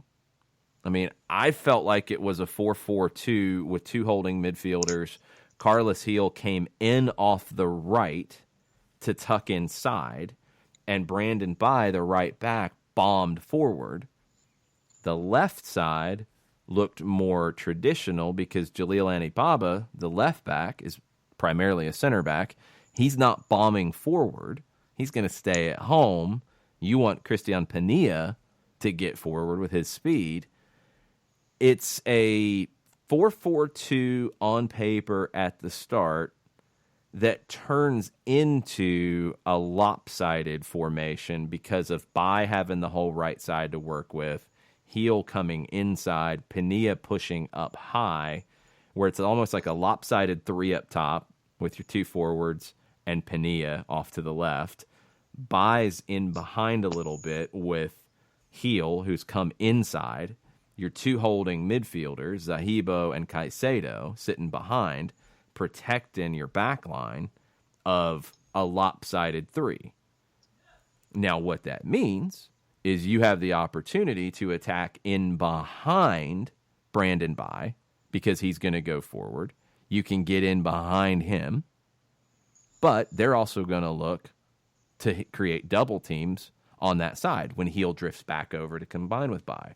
They want to pin Justin Merrim back. Those issues are where I think this game comes down to. I just don't see how New England would sit back. I don't think they have the right personnel to do it. I mean, I guess if you wanted to figure out a way to do it, you could play three center backs with Anibaba, De La Mea. You could bring in Mancian, who didn't play in this. You're paying a lot of money for Mancian to do something, and he didn't start. You could bring him in and play Anibaba on the left. By is a perfect right wing back for a 5-man or 3-man back line with wing backs. But you're going to sacrifice one of Heel, Bunbury, Bow, and Pania. I don't think you can afford to do that. I think you want your best players on the field in these situations, and you would be making a big sacrifice to bring in an additional defender. I just don't think it works for them. Katie Weaver has a question. She says that since the Revs are a Robert Kraft team, any chance Arena goes full Bielsa and sends a spy to Atlanta United training to get Miles Robinson intel? I think the security at the Children's Healthcare of Atlanta training ground is very good. I don't think they're going to get caught by a spy. I guess a spy could try to get up in the trees or something. Delivery. Difficult. Nah, that's too easy. You're not falling for that. Candy Graham. No, none of that's happening. I don't even Bielsa would go way above and beyond. I mean, you got to go back to the Bill Belichick stuff. It wasn't like Bill Belichick's Spygate was some really deep, crazy mission. I mean, wasn't it like the walkthrough at Gillette the day before where somebody just happened to be up in the press box like, oh, I'll just press record here on this little camera. And you're up like in the top rows, yeah. Yeah, I mean, it's kind of dumb for the opponent team to be doing anything in the other team's building anyway. You know what I mean? Like, that's kind of stupid. Yeah. So, you kind of got busted for being an idiot. I don't think you're going to have that scenario here, but it would be really funny if we get a Spygate scenario in MLS. The irony, the inescapable irony of it being a Robert Kraft property doing Spygate. They just didn't really do it in a wild way before, so I'm not expecting anything like that this time. Yeah, they can't go full Bielsa. We're here to buy an apartment. So you go to the complex that's right next door, and you sit there, and it's like, okay, what apartment can we buy or can we get into? We can sit there and do like the old Miami Vice episodes where they're across the street with the long camera lens taking still photos and things like that. It's Crockett and Tubbs on surveillance, waiting for Swiatek and Zito to take over. Yeah, I don't think you get that much out of it. Jorge B. with a bunch of questions that don't have anything to do with Atlanta United. Okay. Can we consider Christian Pulisic, Weston McKennie, and Josh Sargent the next gold generation of the men's national team, or is it too early to assume? Too early. Could be. Definitely could be, but I don't want to put that on Sargent and McKennie and Pulisic just yet. I mean, Christian Pulisic, the price tag that Chelsea paid, he's got a lot of pressure. Expectations. He does. He should. That's a good thing. That's not a bad thing. That's a good thing. The whole thing about, like, oh, you can't overhype young talent. You don't want to overhype it, but you have to hype it. Like, yes, it's okay to be excited about a young player coming through. It's okay to say, man, I hope this guy becomes what we think he could be. He's really good. Like, you can't just say, oh, well, no, he's okay. He's all right. He's over there. Well, they paid a whole boatload of money for him, but he's just okay. He's all right. He's okay. Mid 8 figures worth of no. It's okay to have expectations.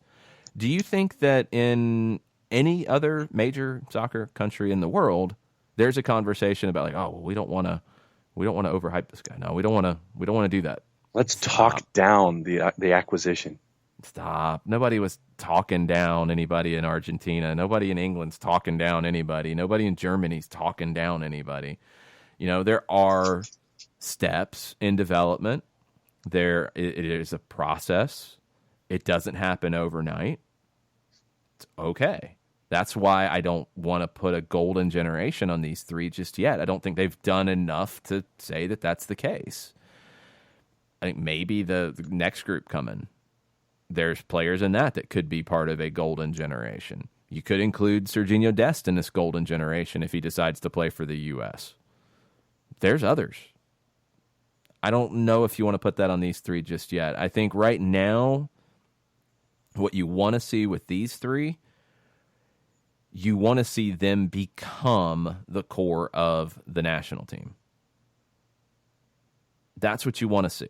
Pulisic right now is automatically like Sharpie on the lineup if he's ready to go. I think McKennie is right there. I would probably go ahead and do it. I still wonder a little bit about how the midfield roles are going to make the most sense and what's going to work. If Tyler Adams becomes the 6 by himself in the way that Greg Berhalter wants his midfield to work, then it's good and you're fine. Like, I don't think Michael Bradley against top opponents is that guy right now, because you want somebody with him if you're going to play him there. If Tyler Adams can give you the passing of Michael Bradley and the range that Tyler Adams has, all right, he can be a 6 by himself. Then that makes it a little bit easier for Weston McKennie to be Weston McKennie. Josh Sargent, he's still got to continue to develop to be the number one guy. I still will say it. I know there are people who will throw things about it, and that's fine. That in a World Cup qualifier that you have to win tomorrow, I'm going to play Josie Altidore if he's healthy. I'm still there. Josh Sargent, by the end of this year, that could change. And it should. And you hope that it does. Not quite there yet. You want to continue to see that development. And you want to get to where you're filling out the team sheet for a big game, and these three are automatic done. Then you can consider them that golden generation, because you would expect them to be in those roles for 8 to 10 years if their development continues. Eric Englert, when was the last time you were genuinely excited about a USMNT game? The amount of hype I feel before an Atlanta United game is magnitudes larger than the U.S. I have to feel like that is in large part due to the differences in the way fans are looked at internally. Yeah, I think that's a really good point. It is part of that, for sure. I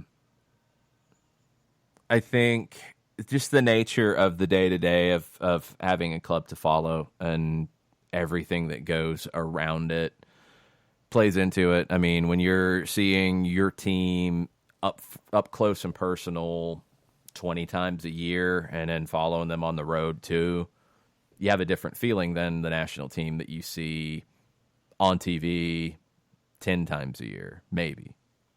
It's different, and that's to be expected. I think in the past, the U.S. national team was bigger because the club game was not as big. That's changed, and now it's a little bit more like like the national team is looked at in other countries.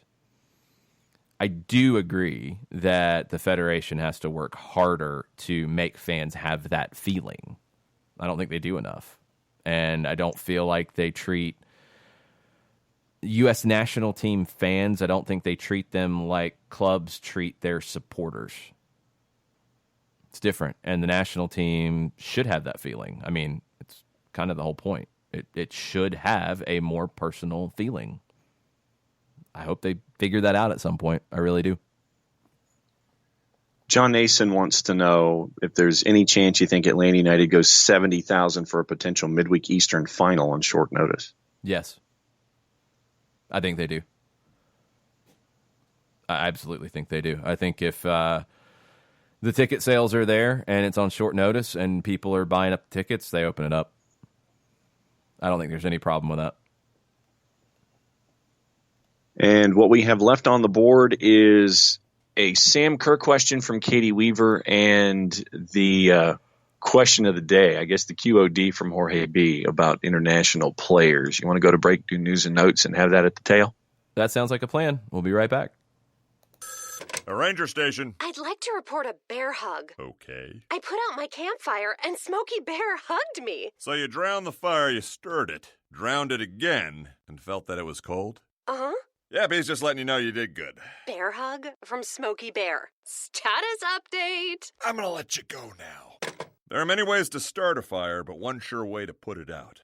Learn how you can do your part at SmokeyBear.com. Sponsored by the U.S. Forest Service Ad Council and your state forester. As a business owner, you know that every year brings new challenges and opportunities. The success of your business demands expertise and focus. And Country Financial can help you keep that focus by helping ensure you have the right insurance protection in place to meet your goals. Jason Wright can help you create a customized insurance plan that has coverages designed just for your business. Give Jason a call at 678-568-6871 or reach him on Facebook at Jason Wright Agency. Coverages vary by state. Policies issued by Country Mutual Insurance Company, Bloomington, Illinois.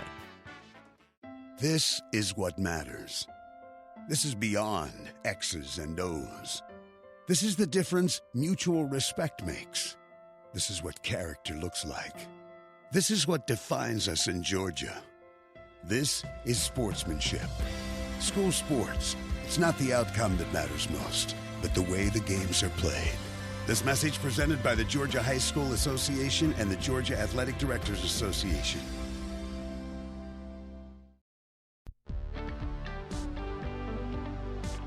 If you've been hurt in a car wreck, contact my friend Steve Apolinsky of Apolinsky and Associates.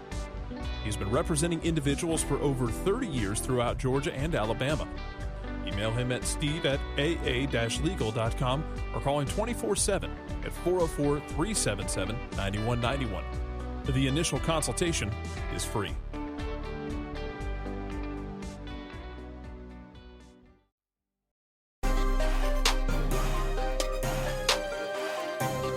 Welcome back. Final segment. Soccer Down here, October 15th. Tuesday Thoughts edition of the show. Thanks for everybody chiming in on Twitter, whether it's about Miles Robinson and his week-to-week status or about the national team playing Canada tonight in a CONCACAF Nations League game. I'm looking forward to it. I think we're going to learn a lot about this team tonight. If the U.S. goes out and wins comfortably, you can feel pretty good about where this team is currently.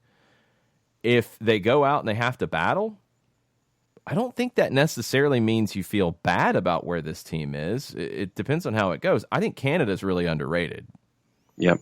And I feel like if Canada can make a statement here, then maybe the balance of power will be twisting around a bit in CONCACAF. They want to be in that conversation, and I think they're developing the players to be in that conversation, but at some point they've got to get some big results. And that's always been the bugaboo for the Canadian national team is they get close. All they need is a result when they go down to Honduras and they lose 8-1. Yeah. They need to get over the hump. And when you have the talent that they do and you have the attacking talent they do, you know, it's kind of like we just talked about with New England. I don't know if it's a smart play if John Herdman goes into this game and says, man, we're going to have to sit back and defend more. I don't think it plays with your strengths. Your strengths are in the attack. You want to put your attack in the best spots to be effective. I think that's how Canada should play tonight. If they sit back, then the CSA needs to look at Herdman's approach and have some questions for him. I do remember very clearly our friends on the French broadcast radio of the Montreal Impact when they were here in Atlanta and Canada lost to Haiti with some very strange lineup decisions. They were not happy. They were not happy at all. I remember that breaking said that I had to run through a translator to understand what was being said, and they should not be repeated. No. And that's where Canada is. It's like they keep getting so close, and they've got to get over the hump. We'll see if they do tonight. I'm looking forward to this game. I hope it's a great atmosphere. I hope it's got some edge to it. I hope it's what we've seen on the women's side between these two teams. The U.S. and Canada have a great rivalry there. I want there to be that rivalry on the men's side, but you got to get Canada at that level. And I feel like the U.S., the one thing that Greg Berhalter has done since taking over is he has reestablished the United States as the number 2 team in CONCACAF. Because they weren't there at the end of the last qualifying cycle. They're back to that. All right, baby steps. Now what? You've got to get to the level with Mexico. You get there by winning these games on the road, in competition, and taking care of business that's in front of you. Katie Weaver with a Sam Kerr question. Is Sam Kerr underrated internationally? Like, how was she not one of FIFA's best noms? With Nikolic maybe departing, and maybe the Chicago Fire could use a finisher. I don't know if Sam Kerr is quite to that level. But, yeah, it's tough because Australia is not – they're not looked at the same way in the women's game that the U.S. is, obviously. Lucy Bronze had to be in that top 3 for me, I think, based off what she's done with England and what she's done at Lyon. So Lucy Bronze there, Megan Rapinoe with the year that she had. I still think that maybe she got a little bit more credit than her play deserved, and some of it is the off-the-field side. 100% understand it. But Lucy Bronze had to be there. Somebody had to be left out. I think it's Kerr this time around. And maybe some of it is because of how Australia did in the World Cup. You know, in World Cup years, those players of the year voting, it gets kind of weird because the World Cup gets weighted so high. Yeah. That sometimes you get some weird results. And, you know, we always talk about it on Soccer Over There, the year that Cannavaro won in 2006 on the men's side. There really wasn't a standout candidate, and Cannavaro was the best player at the World Cup, and he lifted the trophy, and there you go. Last year on the men's side, I think the men's side at times struggles from, do we want to give it to Messi or Ronaldo again? Which is unfair to those two because they've been that freaking good. But last year, Luka Modric, it was almost a little bit of a career appreciation award, and because of what happened in the World Cup. Yeah. So Sam Kerr, World Cup, not so great. I think she was left out this time. Jorge B. wants rankings for the morning. Okay. The gentleman who named a stadium after himself. Not yet. No, he hasn't. Don't say unfair things. Cristiano Ronaldo, Christian Abs, scored his 700th goal, and he joined an elite group of players, Romario, Bichon, Muller, Puskas, and Pele. Question, can you rank these players 1 to 6? I mean, sure. I do not know Bichon that well, so he would be 6 for me. Pele is Pele. He would be number 1. Yep. I mean, you're going on what you've seen on highlights or what you've read when it comes to Puskas and Muller. I mean, Puskas was legendary for Hungary in the 50s and a great team that got to a World Cup final but couldn't win it. Then he left Hungary in the 50s and went to Spain, played some for Spain. This was at a time where you could represent different national teams and move and change and stuff like that. Romario was a great player. Romario was more of a pure finisher / poacher. Mueller was better than that, I think, from what I've seen, and I did not grow up in Gerd Mueller's time, but what he did for Germany was ridiculous. Yep. So I'm going to put Mueller ahead of Romario. I'm going to have Bichon as my number 6. I will have Ronaldo number 3 behind Puskás and Pelé, because Ronaldo gets the nod over the 3 behind him because of how he has worked himself from a skinny, tricky winger to one of the best number 9s that we've ever seen in the world. And it's a lot of hard work, and it's just a ridiculous work ethic to become the player that he has become and to still be the player that he is at the age that he's at. So Pelé, Puskás, Cristiano Ronaldo, Mueller, Romario, Bichon. That's my ranking. There you go. News and notes. What's going on? All kinds of random different things. There's rumors in USL League One that Lansing Ignite will be folding after 1 year. Nothing confirmed yet, but it doesn't sound good. There's a lot of smoke. It's tough. The whole idea behind the professional league standards, behind vetting these teams and ownership groups and creating a high bar for entry is so this doesn't happen, because this is an awful thing for soccer in Lansing. Don't know what the circumstances are. Haven't heard anything. Don't know if the ownership group got overextended. Don't know if they expected different things. Honestly, really not sure. Did not expect to hear that. Didn't expect to see it. I thought that the groups that were coming into the league were pretty stable to get through their first 3-4 years and then figure out kind of where things fall. This is a little surprising, and I wonder what caused it. The good news on the League One side is that North Texas is hosting Greenville in the final. We are going to get Chris Ashley on the show later in the week as he heads out to Frisco to cheer on his Greenville triumph. A really good matchup, I think, because North Texas is a strong attacking team. Greenville's the best defensive team in the league. I like the matchup. It should make for a good final. I'm very intrigued by it. A couple bits of news out of Nashville I wanted to touch on.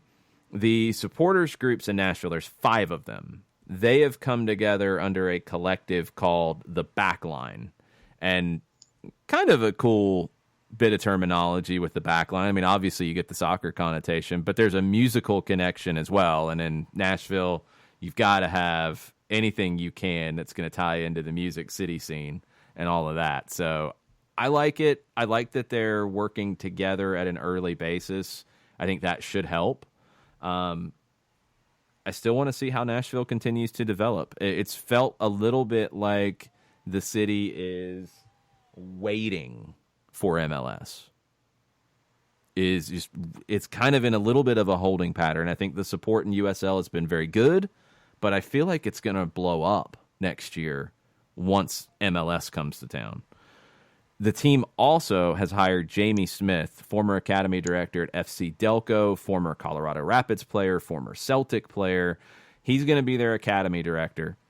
They're going to do an elite, fully funded youth soccer program based at the Curry Ingram Academy that's going to serve, obviously, the Nashville region, but the entire state of Tennessee.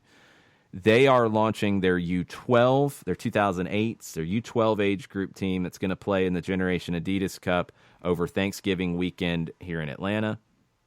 They're going to introduce a U13, a U14, a U15 team next academy season, 2020-21. They're also, the whole deal with Curry Ingram Academy, I think it's going to create that opportunity to potentially have a residency program, to have schooling as part of it. They're building a state-of-the-art facility set within the academy. It's a pretty unique setup. I was kind of waiting to see what they were going to do academy-wise. We've seen Air Miami already jump in with both feet, and they're winning games, and they're getting attention with their academy, with Javier Morales as a big part of it. Nashville had been a little quiet, and this is a big step for them. I think tying in the Curry Ingram Academy into it is a unique hook. Yeah, and to your point, I think that I'm looking forward to seeing how everything falls at Nissan next year, and what the crowds are like, and what the response is like coming out of the blocks. And I'm just looking forward to seeing Nashville on the next level. I mean, you friend of the network, John Freeman, calling the matches this year, and so looking to see how the media plan continues as they hit the ground running next year too. So I think that with all of this stuff, where you're looking at academy building and you're looking at the backline coming together, there are a bunch of different things as Nashville works their way toward coming into MLS next season. And so looking forward to seeing, because we were all at First Tennessee for the exhibition match, and we saw what the fans are like there, and I just want to see how it translates to life at Nissan. Yeah, Marshall Hollingsworth, who is a midfielder for Lansing Ignite, posted on his Instagram, hell of a last season, wasn't enough to save the club, so hit the boys up for contracts because they're all free agents and deserve it, thanks to each of you. He tagged the supporters group in Lansing, so that's not official statement, but yeah, that's where you're at with the Lansing Ignite. It's a bad situation, and what I want to know is how it became the situation that it is. Were they a group that maybe wasn't ready and took a chance? Was it a group that something went wrong in the season, something fell apart? I don't know, but this shouldn't be happening. This is not what things are set up to do. It's not what the USL wants. It's not what U.S. Soccer wants with their professional league standards. It's a bad look, and it's a black eye, and you do have to do a little bit of the postmortem of why did this happen so it doesn't happen again. Yeah, the Lansing State Journal is quoting team president Nick Gruser saying that there won't be any kind of an update until next week, but he did say in the build-up to the club coming on the pitch in League One, they needed to average $4,000 fans for it to be financially stable. The club averaged just under 2,800 and brought in just over 2,300 for the home playoff loss to Greenville. So you shouldn't be that narrow in your margins, though. If you are, then you shouldn't be doing it. Year one, you should not be that narrow in your margins that if you don't hit that number that you're going to fold. Yeah. Would it affect what you do for year two? Sure. Would it affect things going forward? Absolutely. But if you're that narrow on a survival basis going into year one, you should not launch. So that type of statement, that's a common one. If you go back through American soccer history, you see that all the time. We need to average X amount to break even. That's fine. And, okay, if you want to put that out there, I don't know if you really benefit a whole lot from putting it out there, but sure, if you want to put that out there, fine. It shouldn't mean we need to average X amount to survive. You have to understand that it takes time to build this. It doesn't happen overnight. And 4,000 is a pretty aggressive expectation for year one of a team that had really no background. So I don't know. I mean, if it's just that simple, then it was a bad vetting process. They probably shouldn't have launched anyway. City Council signed off on the deal to bring the Ignite to Lansing. It was understood the city would incur more than $1 million in potential costs over the 5 years, including double-digit changeovers with Cooley Law Stadium, going from baseball to soccer and back. It's $12 to $15,000 each time they had to do it. Yeah, and that stuff just it doesn't make sense. But it's a problem. It's just it's a bad look whenever you have teams that fold like this after 1 year. It's a very bad look. It's something USL's tried to avoid.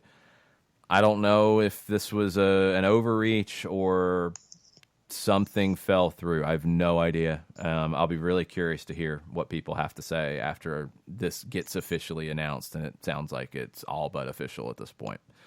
So that's where you're at. Also, I need to get your take on this one before we wrap up. The complete list of 2020 Rock and Roll Hall of Fame nominees was announced. And, and you have some takes on music that I thoroughly disagree with, so I want to hear from you on this. Yes, it is the Rock and Roll Hall of Fame, but get over it. It's the Music Hall of Fame. We all know that. Right. To be eligible, you must have released your first commercial recording at least 25 years ago. 9 first-timers on the ballot this time around. Okay. The inductees are announced in January. The ceremony will take place in Cleveland next May. You have, let's start with the people who are still on the ballot. We will work backwards. Thin Lizzy is on the ballot. T-Rex. Or no, these are in alphabetical order, sorry. So we're going reverse alphabetical order. Thin Lizzy, reverse T-Rex. Alphabetical. I'm going to go through all of them because it's not a thumbs up or thumbs down. Soundgarden, Todd Rundgren, Rufus featuring Shaka Khan, The Notorious B.I.G., 9 Inch Nails, Motorhead, MC5, Kraftwerk, Judas Priest, Whitney Houston, The Doobie Brothers, Depeche Mode, Dave Matthews Band, and Pat Benatar. Those are your nominees. I would say most of them are yes for me. Well, that's not how it works. You're not going to have 19 inductees, I don't think. I don't know how the voting works. I don't know if you only get to pick a certain number. I don't know what percentage you have to hit. I don't know what the contest part of it is here for the Rock and Roll Hall of Fame. T-Rex and Thin Lizzy for me were the two that I immediately pulled out. I'm like, nah, that's the Hall of Very Good, not necessarily Hall of Fame. But everyone else in that list, I could sit there and see being placed in a Music Hall of Fame. The ones that jump out to me, I mean, Depeche Mode had a long career, and if The Cure is in, and they finally got in, I believe last year, Depeche Mode, I think, should be in. I think the Doobie Brothers should be in. Yep. Whitney Houston has to be in. Correct. Notorious B.I.G. has to be in. Check. I think 9 Inch Nails should be in. Yep. I think... Who else? I think Judas Priest is in. Yeah, I mean, and I'm having to separate musical genres in all of this. So for a lot what of it's just a gut feeling, I guess. Yeah, for what X group or X individual did in their musical milieu, then yes. Considering that, it's the Rock and Roll Hall of Fame, but it's really the Music Hall of Fame. So what Rufus and Shaka Khan did in R&B, what 9 Inch Nails did. They did enough, though. That's the thing, is I think, there's some Dave Matthews Band. I think they will get in kind of that Grateful Dead-esque type of thing because of their live work. Yeah. I think they'll get in. I don't know if they're in now. And that's because I still think that they're active, and so I'm like, you're still active. You'll get in later. No, it's not that. I think you're still active and you get in. That happens a lot. It's just a 25-year thing since your first recording. I just don't think they've done enough to be in straight out of the gate. I think it's their live work that's going to get them in, and to me, that's not quite as heavy as, they haven't really done anything from a recording standpoint that's like, oh my God, this is the greatest band ever. It's the fact that they go out and put on amazing shows. I mean, Todd Rundgren with what he did solo and what he did with Utopia. I'm like, sure, okay. No, it's solo. It would be with the group if it's otherwise. So it's just his solo work because you get people who are in as a solo artist and in a group.